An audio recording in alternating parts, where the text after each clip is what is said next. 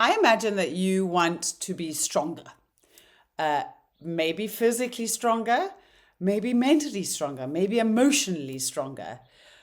I started my research into the concept of resilience actually as a personal trainer. And over the years of research of coaching around and of building my own resilience, I have learned that resilience is not something that you are born with or you're not born with or something that you suddenly have in response to something that's happened. Resilience is a muscle. And like any muscle, the muscle of resilience grows slowly and it grows subtly. It's small little shifts, but these little shifts come through repeated practice of using, building, strengthening the mental muscles, what I call the mental muscles, of resilience. And then you can start to look out for, I'm getting stronger. I'm getting more resilient. And when you know what to look out for, you will start to notice the building of your strength, the impact of the work that you are doing, of the bicep curls, of the squats, of the shoulder press. And so I am offering this 10 episode series on what it looks like to be resilient. What are the signs that you can look out for that the mental muscles of resilience are becoming stronger? Last week, we looked at sign number 1, the fact that you stop second guessing yourself. If you haven't watched or listened to that one, go back and listen to sign number 1. We talked about in that episode or that video self-trust. We talked about confidence. We talked about the way that resilience shows up in a moment where you make a decision and instead of going back and forth on that decision, you can actually move forward. You don't have to, or you notice that you're not going back and needing confirmation that you've made the right decision. So this week, I want to look at a sign that most people will already associate with resilience. So if I were to ask a room full of people in a workshop or even you guys, what does resilience mean to you? I imagine that many of you would say, well, resilience is about bouncing back. Resilience is about coming back when you've been knocked down. And yes, recovery is absolutely a part of resilience. It is one of the clearest ways that resilience shows up in life. So when something difficult happens and you find your footing again, that is really important. It is unbelievably liberating when maybe you have a hard morning getting everybody out the door, but it doesn't ruin your whole day. You know, when you have a conversation and it doesn't go the way that you hoped, but that conversation doesn't derail your whole week. You don't spend hours and hours and hours going over it. Recovery is a powerful mental muscle. But I think that sometimes we make the mistake that this muscle of recovery is the whole body. It's a bit like going back to that idea of our actual physical muscles and thinking about physical fitness, physical strength. Imagine somebody came to me and they said, showed me their bicep and said, this is strength. Absolutely. I absolutely understand what you mean. Strength is a part of fitness. But physical fitness is not just made up of the strength of a bicep. It's made up of many different capacities working together to allow the body to do the things that it needs to do. And resilience is exactly the same. So resilience includes recovery. Yes, it is one of the elements, but it also includes a whole body of other skills, including what we talked about last week, that skill of self-trust. And there are others that we're going to talk about: emotional regulation, perspective, courage, flexibility, boundaries, the ability to keep bringing yourself back to you, back to what is important to you when life kind of pulls you in all sorts of directions and you feel scattered and a bit adrift. But let's get back to today. Today's sign that your mental muscles of resilience are growing is that one that people often expect us to talk about, and it is the benefit that you recover faster from setbacks or from experiences that perhaps in the past would have knocked you over or knocked you out, would have meant that you were man down for a long time. You get up and get back going. But I want to go a little bit deeper than that usual idea of simply bouncing back. I don't think that the question that we're asking ourselves is, how quickly did you get over it? How quickly did you get up and moving again? I think that a more interesting question to ask ourselves is, what allowed you to come back from a place of panic or fear or chaos or uncertainty to a place of ease despite the circumstances more quickly than you used to? One of the things that I notice with my clients as we work together to build their resilience is that life does not change. Difficult situations still happen. Life continues to be life. There are still hard conversations. There are still disappointing emails, meetings that are stressful and feedback comes at you. Children melt down at the worst possible moment. Women are dealing with hormones and illness and unexpected expenses, awkward interactions, all of the ordinary pressure of being a human being with responsibilities, with life to live. So resilience and being resilient does not take away the challenges of life, but it does change your relationship with them. So yes, you have a difficult meeting. It shakes you up. You leave feeling a little bit, but it does not necessarily define the rest of your day. Yes, you make a mistake. It's unbelievably uncomfortable to have made that mistake. But you aren't sent spiraling for hours on end, overthinking it, overanalyzing it. Oh, how could I have done it better? There's a point where you realize, okay, that was hard and I'm okay. That's very different from that was hard or that was uncomfortable. What does that say about me? What does that mean about me? I'm okay versus, oh, what does that mean about me? I think that this is where recovery becomes so interesting. Often we struggle to recover quickly, not because the situation was difficult, but because of what the situation seemed to say about who we are. So let's think of an example of that. Let's think about a difficult meeting. Maybe it's a meeting where you are perhaps receiving feedback. And you sit in the meeting, you get the feedback, and now this feedback is evidence that you are not capable or that you are not good enough. Maybe somebody makes a sharp comment and you say, see, that is proof that that person disapproves of me. Maybe we've all done this. You experience a bad parenting moment. And then you find yourself, you've got this whole internal story about whether you're getting motherhood wrong, whether you're screwing up your children, where all of this noise going on.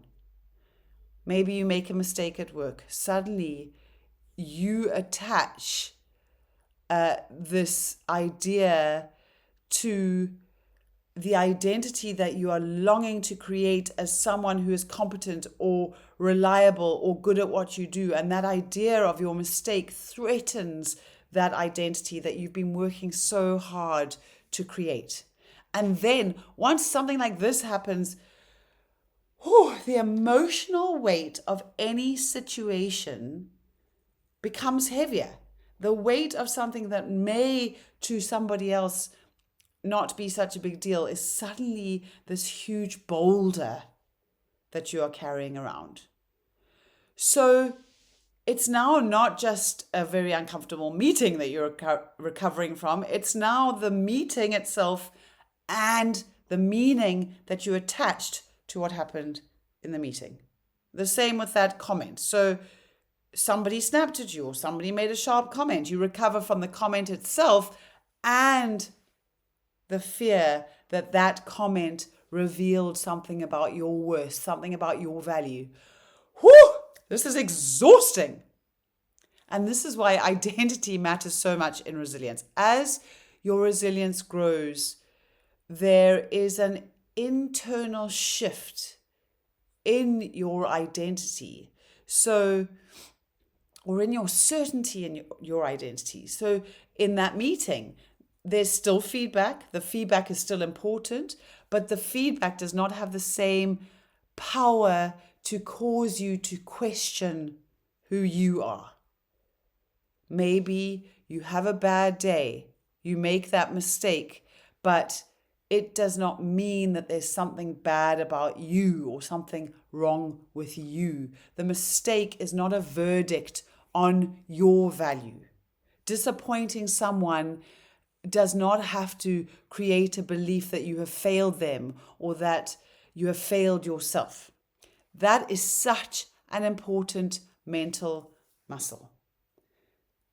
And the problem is that for so many of us, the reason that life feels so heavy, so exhausting, so overwhelming is that because everything becomes personal. Everything that happens, every situation that happens creates this impact on our belief about who we are. So maybe you miss a deadline. Now, this is the impact is, oh my goodness, now I'm not as reliable as I long to be or long to be seen as.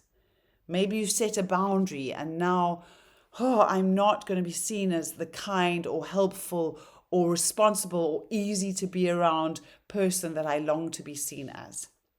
So much of the pressure that we carry and hold onto comes from the fear that a situation is going to reveal something disappointing about us, something that is not acceptable, something that cannot be loved.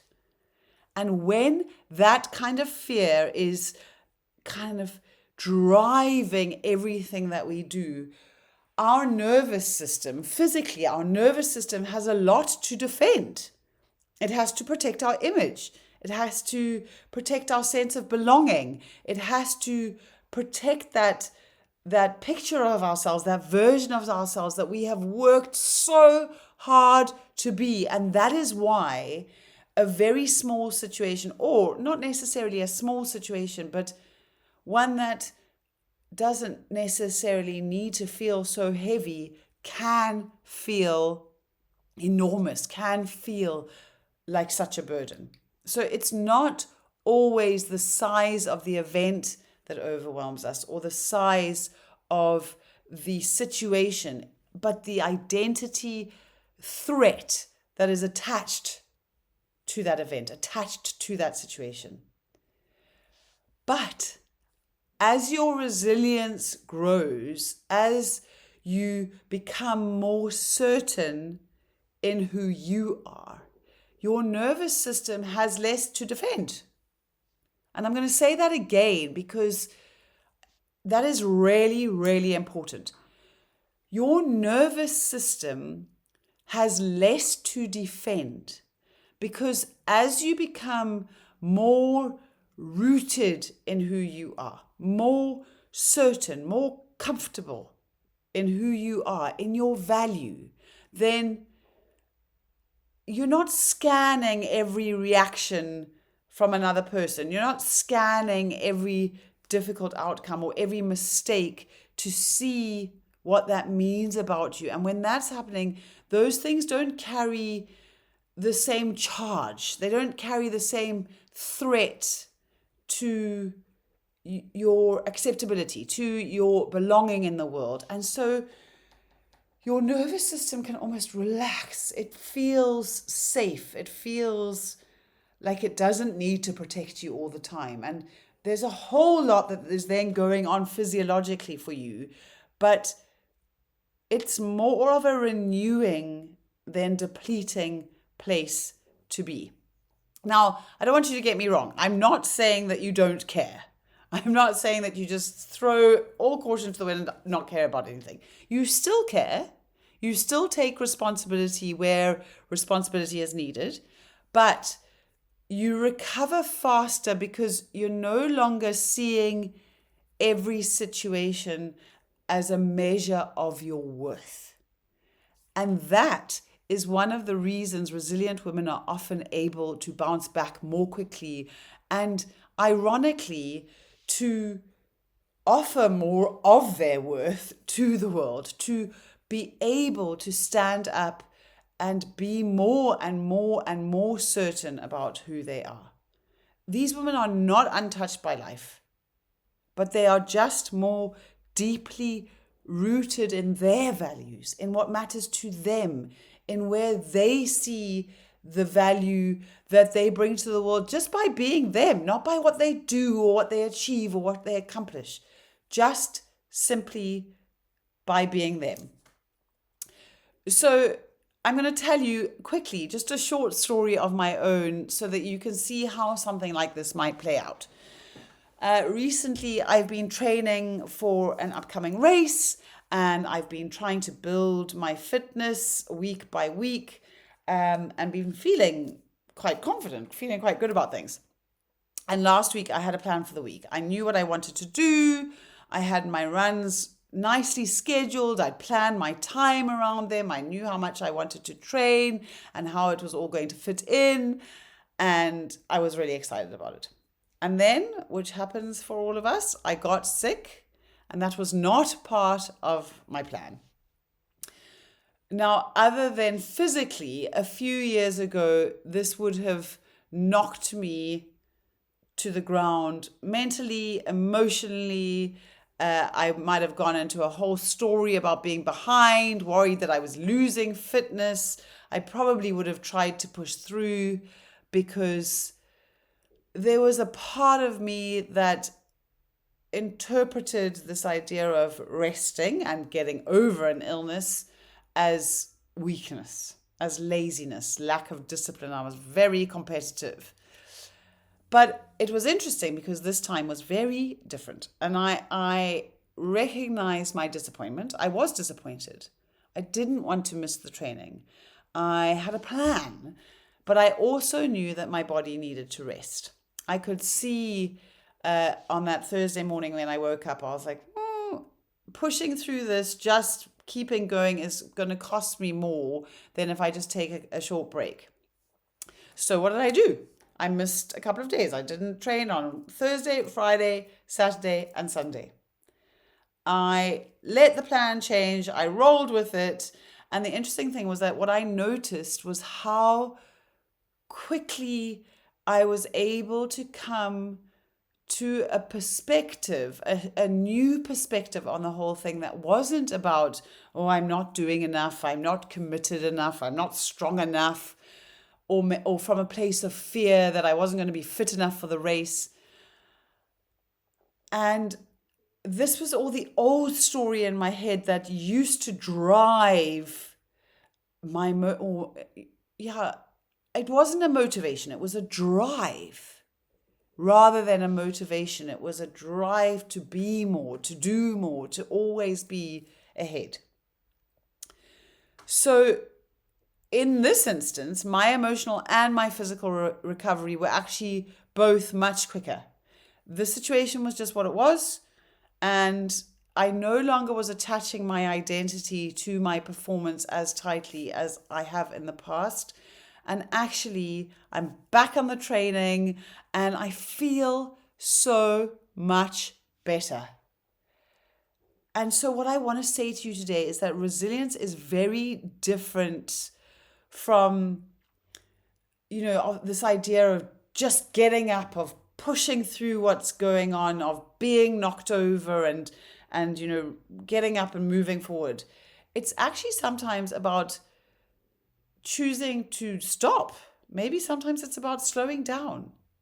It's about recovering well rather than kind of dragging yourself up, limping along, hoping that you'll get through and just finding yourself more and more exhausted as the days go by.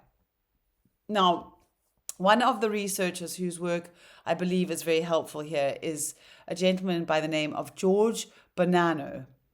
And now George has spent decades researching, studying how different people respond to adversity and to grief and to trauma and to difficult life events. And what I find unbelievably encouraging in his work is this idea that, and you may well have heard this before, and I just want to reiterate to you, resilience is far more common than people assume. We as human beings have the most amazing, remarkable capacity to adapt to our circumstances.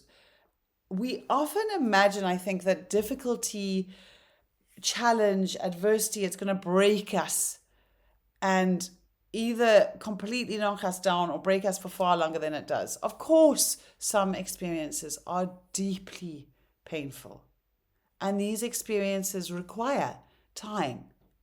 They require support. They require care. They require giving yourself the ability to move through before you get up and move forward again.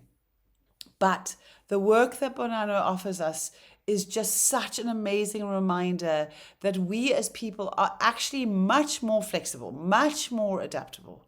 We are much more capable of recovery than we actually think. And that is such a gift. And one of the things that I really want to hone in on is this idea of flexibility, because that is something that my old self did not offer. Flexibility was not something that I knew in the past. And this idea of flexibility is very important. Recovery is not a perfect bounce back to exactly who we were before. The idea of recovery, the idea of being able to recover from a stress, from an adversity, is a process. And it's a process of, okay, I've fallen and I'm adjusting, I'm responding, I'm learning from this experience. It might even be a way of actually, I'm going to find a new way forward. I'm going to carve a new path because this way that I'm going is not the way that I want to go. And I just think that this links so beautifully with the identity piece, with this idea of who I am and what things mean about me that is core to my beliefs about resilience.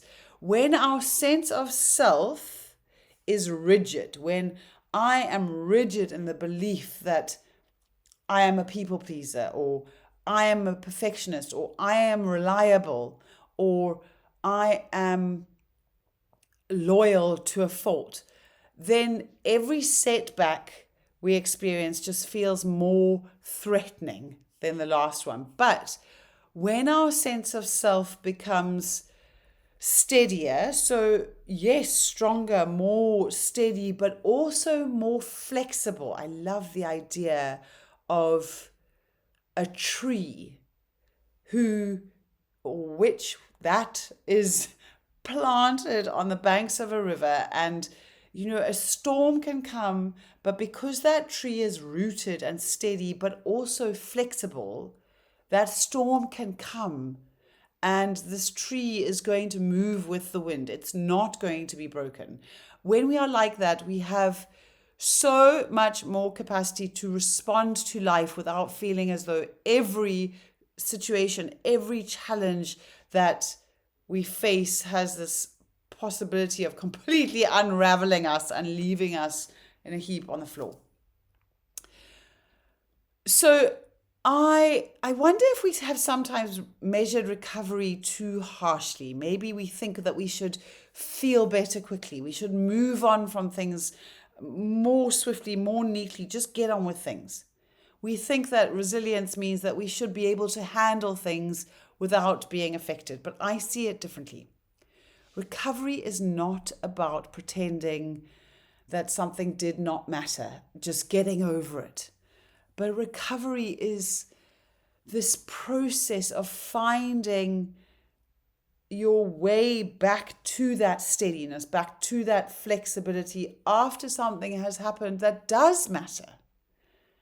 So something happens, you realize you can be disappointed and you can still have perspective on it. You realize that you can feel hurt and you can still be certain in yourself. You know that you can have a hard day and you can still wake up tomorrow feeling hopeful about the day ahead instead of feeling overcome by the one before that didn't go the way that you planned. That is a sign of resilience. And I know that is because of one of the deepest reasons is that your identity becomes less fragile.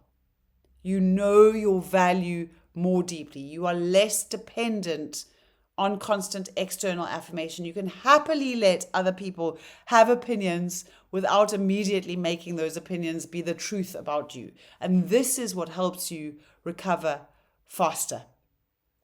So let's do something practical this week around this sign of resilience. I love a little practical exercise.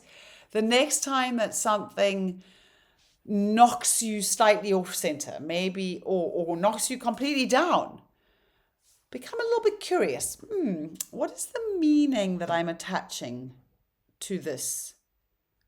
What is the story that I'm telling myself about this situation or about myself in relation to this situation? Once you notice the story, then you can say, can I separate this event from my identity? Maybe you can say, okay, this was a hard moment. This was an uncomfortable situation. This was a disappointing outcome, but I'm still me. Nothing's changed about who I am. Nothing's changed about my value. And then you can start to become a little bit curious. What is going to help me get back to that place of steady, that place of neutral, that place of safe? And this could be different for everybody. Maybe you need to go for a run. Maybe you need to say a prayer. Maybe you need to go outside into nature and just look around at the trees, listen to the wind for a moment. One of the greatest gifts that resilience gives us is the confidence that challenges do not get the final word. Challenges are a moment in time. This thing has happened, and I can either now let it keep me down, let it knock me over, or I can stand up and I can say, certain in who I am, I've got this. I can recover from the impact of that challenge a little quicker every day. So that is the second sign of resilience. Next week, we are going to look at another sign that your resilience is growing. So don't forget to tune in so that you can start to look out for these signs. You can start to celebrate the progress that you are making. I just love that one of the beautiful things about resilience is that little by little, as you build those muscles, there is more space between the things that happen around you and then what happens inside you in response to those things. And I know that this is what you long for. That then creates more space for you to think, to choose, to be the person that you long to be. It's so exciting. I cannot wait to see you next week.